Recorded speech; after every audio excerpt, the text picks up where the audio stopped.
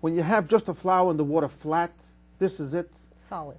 It symbolizes the pure, simplistic purity of the Jewish people's faith, what they had in God. Now, you have to understand that this is one of the things we learn out of Passover, that we try to incorporate that feeling, that message to our lives. The Jewish people at that time, they were 210 years in the desert, in slavery. When Moses came, he told them that God's going to take you out. Come with me into the desert. And over there you're going to get the Torah, and from there you'll eventually go into the land of Israel. Logically, you needed a lot of faith to follow Moses' orders and direction. They had, even though they were slaves, they still had their family, they had their homes, they had what to eat. And here Moses tells them God's going to take care of you in the desert, and eventually go to the land of Israel. It was something that they needed a lot of faith for, and the Jewish people had that. That's really that's what it says in the Bible. They had faith in God, and they had faith in Moses, who was a prophet of God. He was the first true prophet who spoke to the people of Israel. And by the way, this is a cardinal principle in Jewish faith, that anyone who claims he's a prophet, but he goes against the words of Moses, then to us he's a false prophet, cannot be real. Right. Moses is the ultimate true prophet of God. And any future prophet has to come to enhance his laws, not take it away. Now, so that's symbolized of matzah. It should not have no ear in it, no bubbles. It should be simplistic. It should be pure, the way it is, and it shows how you are humble. You're not full of arrogance. When someone's full of arrogance, it means he's not real. He's blowing of himself. He's boasting, and that's a person who's full of hariyah. Someone who's real, who's genuine, who's pure, as you mentioned it. That symbolizes, this is it, the thing itself, the flour and the water. It shows on the simplistic faith that the Jewish people had in Hashem and God and in Moses. Now, the real reason why God took the Jewish people out, as we said before, it wasn't only a liberation and a freedom for itself. It was a plan that 7 weeks later they will receive the Ten Commandments, which was the foundation of the whole Bible, the 5 books of Moses, which started at the revelation of Mount Sinai.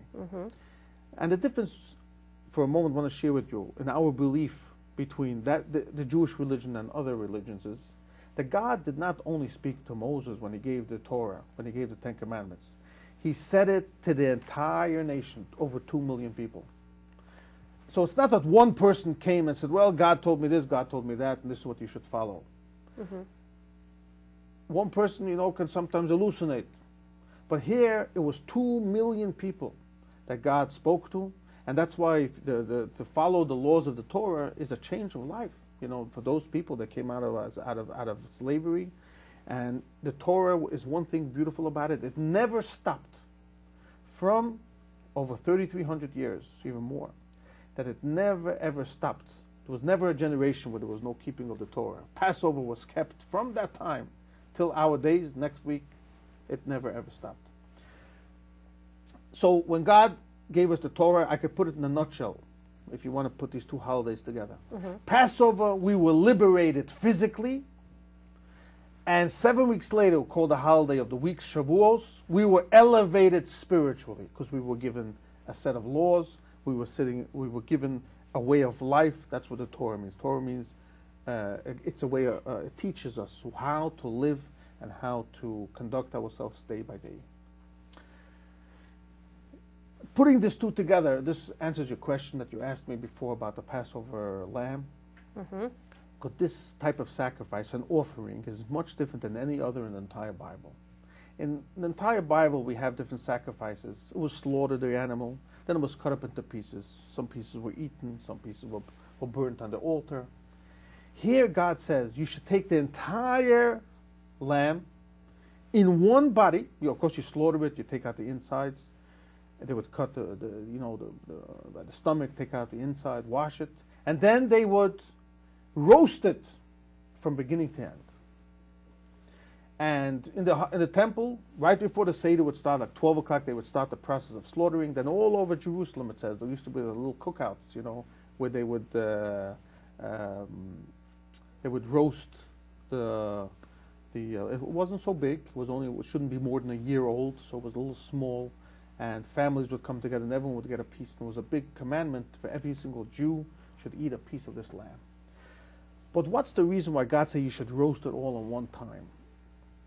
And one of the explanations of that is that God says that a Jew, he wants that his entire being should be permeated with the warmth of Judaism, with the warmth of Torah. Our mind, we use out for the knowledge, for the intellect. Our emotions, we have the love of God, fear of God. And then, of course, a cardinal principle of Judaism is doing the commandments in practicality. Almost everything we do in Judaism. Heart, mind, and soul. And also practice. There's always action that's done. We eat matzah, we have 4 cups of wine, we have bitter herbs, we blow the shofar, we have circumcision. It's all physical mitzvot that come down to the practical. So it involves the entire person. It permeates him, his mind, his soul, and also his physical body, his physical action that he does, and also affecting the world at large. We have a mezuzah on the door. We have a scroll of Torah. It always involves something physical. Well, what's the semblance of the blood of the Passover lamb when, God told the Israelites to place blood, they took the blood of a sacrificed lamb and put it on the doorpost, and then they would be passed over? That's a very big, very, very good question. There was actually 2 types of blood that was really in preparation of the Passover. One was, and many people don't know this, but anyone who was not circumcised before the time of Exodus, during that year, Moses went around and wanted everyone to circumcise themselves as Jewish people. Anyone who's a descendant from Abraham. So the Jewish people prepared themselves with 2 types of blood for this great event. One was the Paschal lamb on the door, and also physically from the commandment of circumcision. Now, in the Bible we have 2 parts. One is positive mitzvot, things that we're supposed to do, and then prohibitive commandments, things we're not supposed to do. These will look if you look in the tradition and in the culture actually of Egypt, they used to. One of the gods was this animal, of a goat or a lamb. And the Jewish people were brought up in that culture of worshiping such type of gods.